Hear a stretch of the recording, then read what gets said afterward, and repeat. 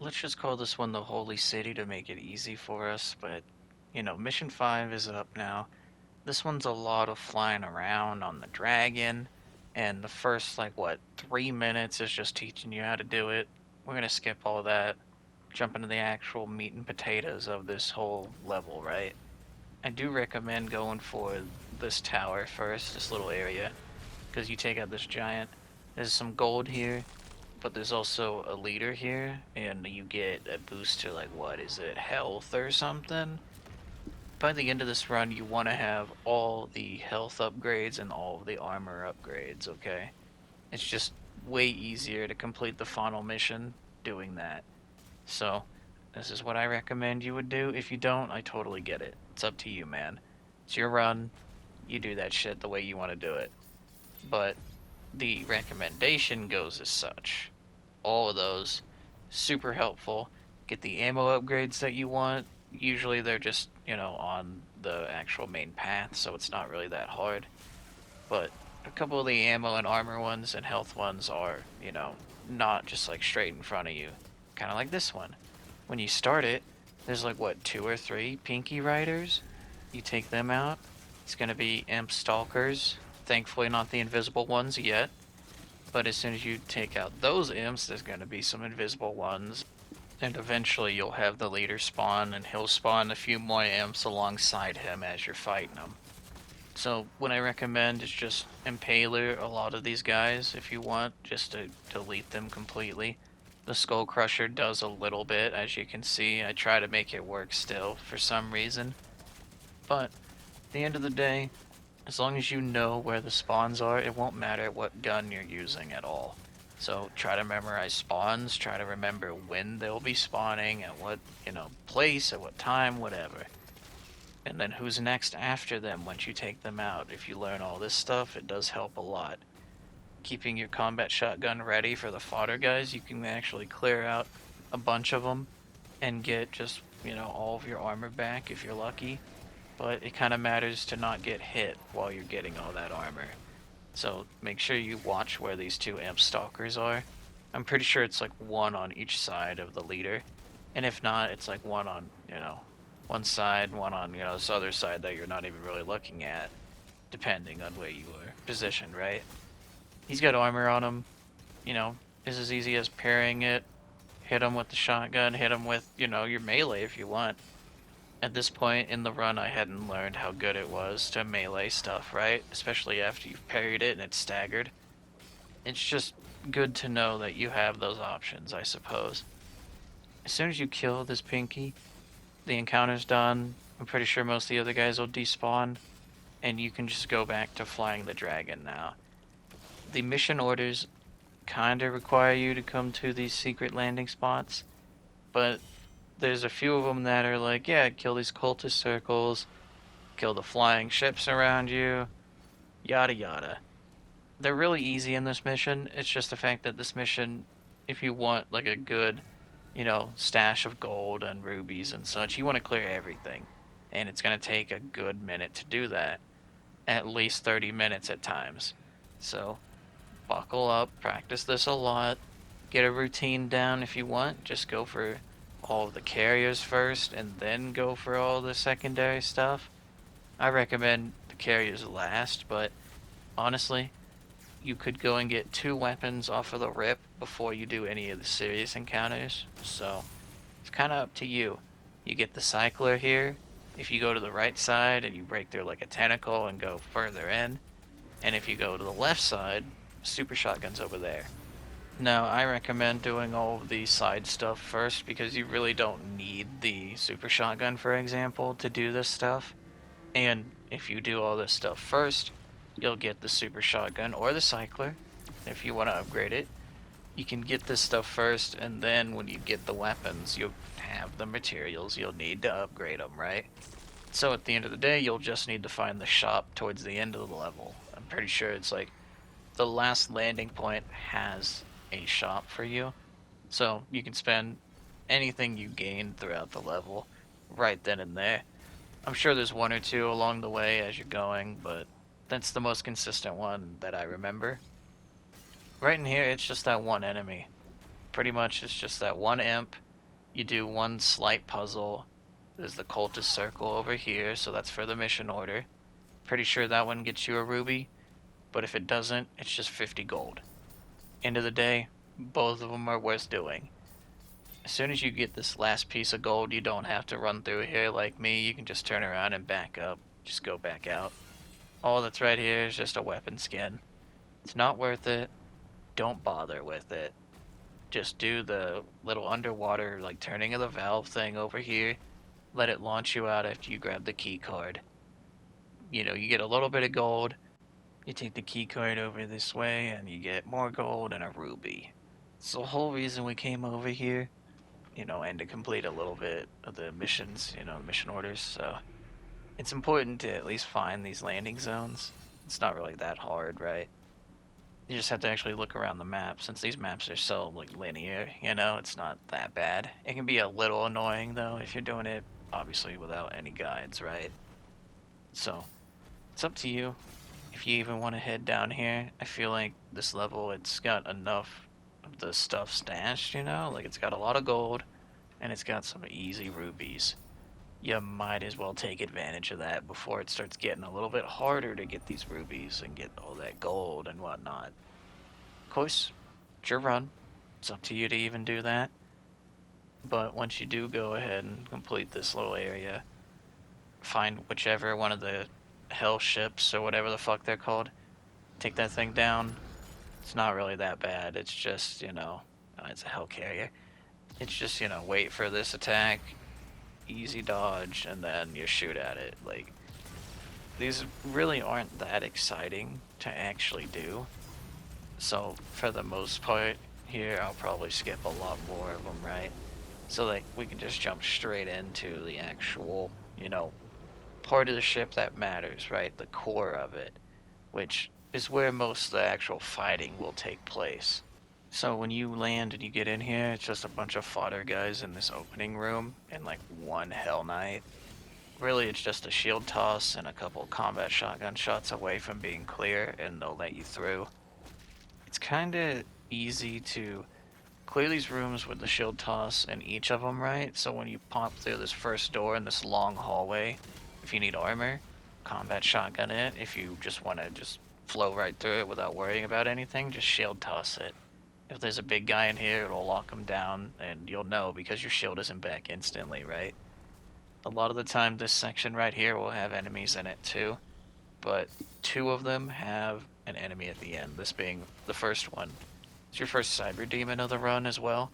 They're probably the most fun guys to fight just because you just throw hands with this guy. You go in and brawl with this dude. So goddamn fun. I love the way to fight him. If you get him stunned like that, the melees go crazy on him. If you're using certain weapons, I mean, he just feeds into that because he just throws out the right attacks for you to parry all the time. It's beautiful, really. This next one is, if I'm not mistaken, one with Mancubus inside of it, off of the rip. And honestly, the way to handle that is just rip his armor off, get rid of all the fodder guys, parry whatever projectiles, you know. The Impaler is good for armor until you get the super shotgun and the chain, you know, chain shot. The chain shot's like the best weapon for it. Oh my god. Love that fucking thing for destroying armor. You jump down here though, there's a Pinky down here, along with some fodder guys and one shield fodder guy. It's really not anything to worry about, but if you run headfirst into it without knowing that they're here, you could easily, you know, get yourself killed, have to restart everything, which, this is only level 5, so it's not much to worry about. Over here, though, you jump down in this little well, there's another one of those cold spots here, cold, like circles, right? A little bit of gold, some armor and health if you need it. And when you come out of the water here, there's going to be a gold chest, right? So, it's good for gold. Just explore this area.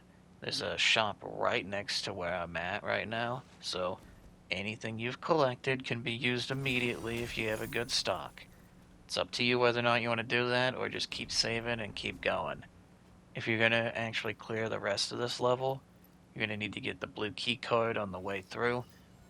It's not really that hard, it's just, you turn right at this one point when you should be going straight. I'll be doing that, I'll show you. Don't you worry about it. It's just, what, a life sigil and some gold that you get out of it? Not really is worth it if you don't need the gold, but if you're trying to get every piece of gold in these early levels, yeah, pretty much mandatory to do. This little section right here had 2 imps in there that you had to worry about. You come out of the side here, there are 2 Mancubus and some lost souls and some fodder guys. Play the doorway a little bit, like you try to play your range as much as you can here. As you can see, I'm not trying to push them, I'm not trying to get in their face as much as I usually would. It's up to you whether or not you want to do that. If you got the super shotgun earlier than I would here, it'd be perfect for this because it just rips the Mancubus apart.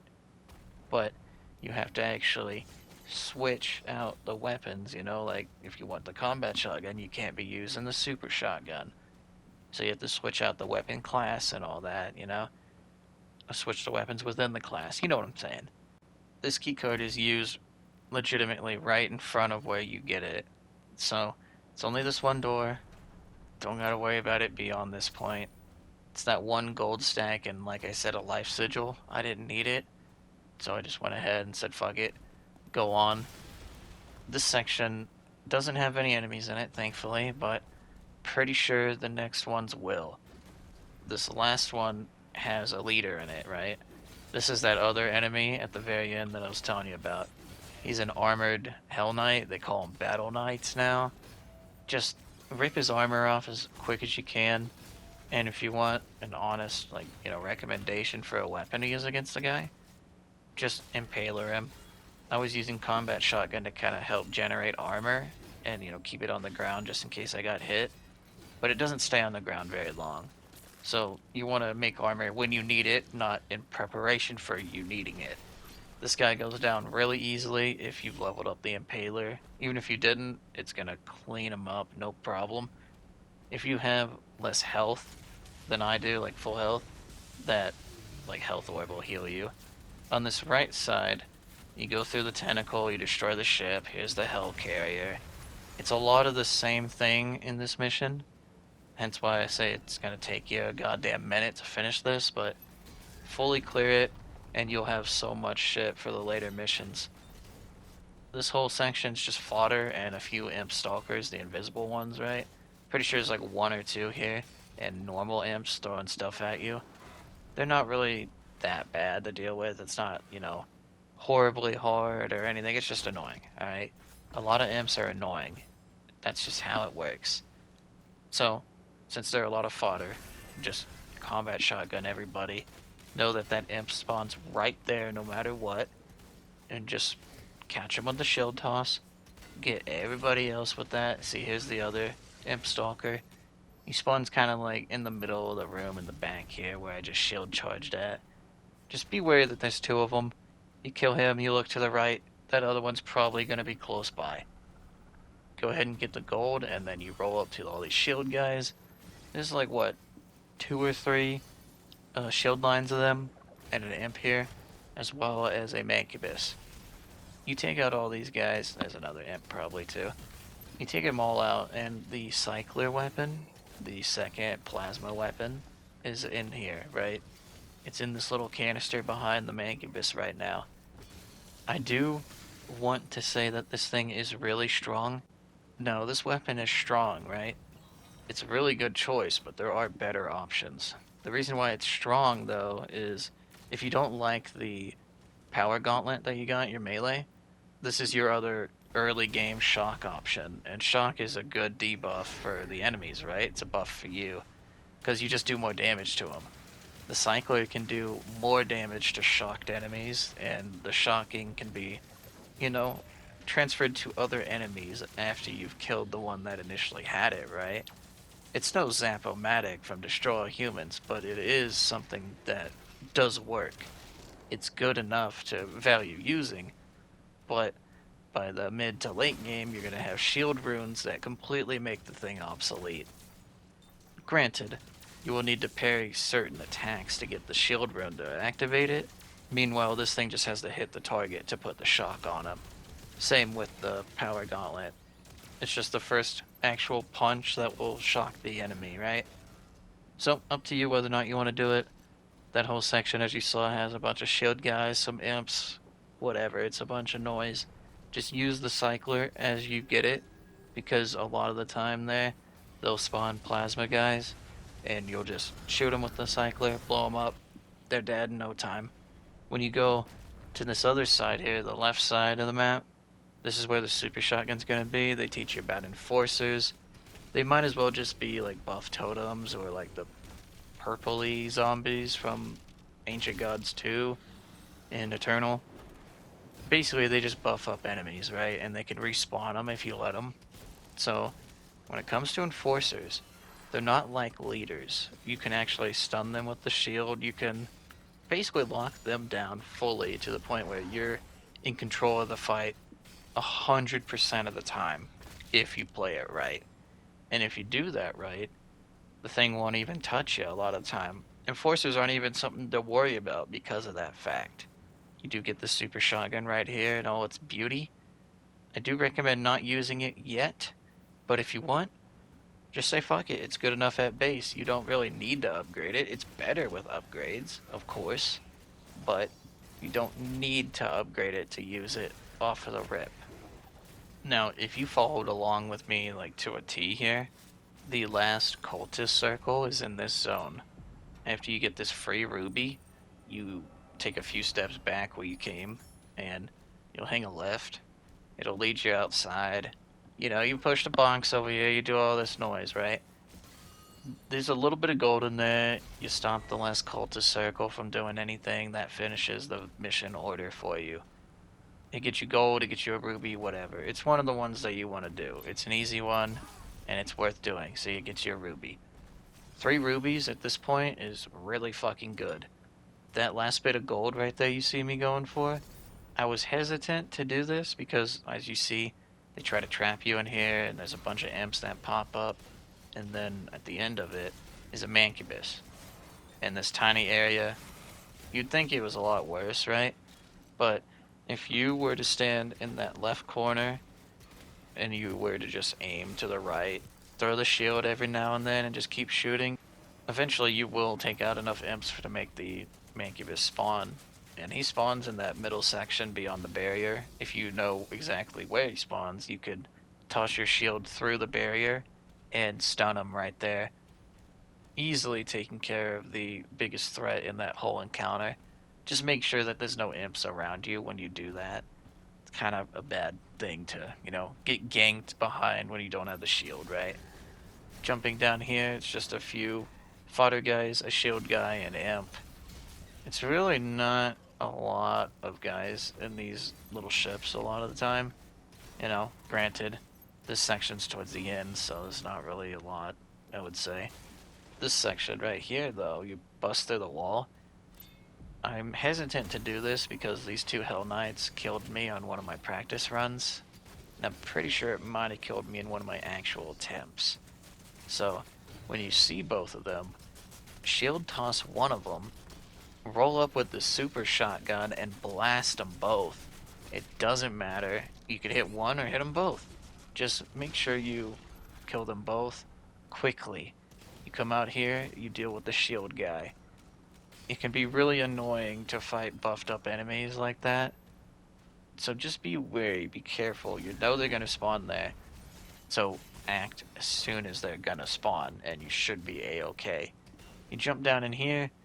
I just shield toss everything, honestly, a lot of the time, as you see. If they're fodder, they usually catch the shield. And rolling through here, it's more shield guys, but you gotta hit their shields first so that you can actually throw yours at it to pop them. You guys know how it goes by this point. Just remember that they are in this ship, right, instead of another one, because you don't want to get them crossed, right? Knowing that you go after the super shotgun, you will be facing a bunch of the shield guys is good to know, as opposed to when you go and get the cycler, all those plasma shields are in play instead. Now this last section here is the one you want to be the most careful about doing. I recommend starting on the right side, work your way to the left, alright? You can work your way around the perimeter if you want, but Either way, take out this Mancubus first, fight the Pinky right after that, and then go for the other Mancubus immediately. Getting them out of the way will spawn the Gary. If the Gary is in play, periodically you will see Imps, you will see Hell Knights, I'm pretty sure. Just make sure you have a decent movement around this arena, right? You don't want to get caught in the corners, on the wall there. Basically try your best to keep moving and stay focused on the, let's just say, the HVTs, you know? The targets that will hit you the hardest, and maybe even, you know, in the run if you aren't careful. Just prioritize targets is what I'm trying to say. When the Hell Knight's on top of you, you don't really need to shoot him all the time because parries will probably take care of him, right? Or the melee could even, as you saw there. And because I upgraded it, the Cycler with Shock, they were all taking a little bit more damage, right? It's worth upgrading that for an easy way to get Shock at least, but it's up to you.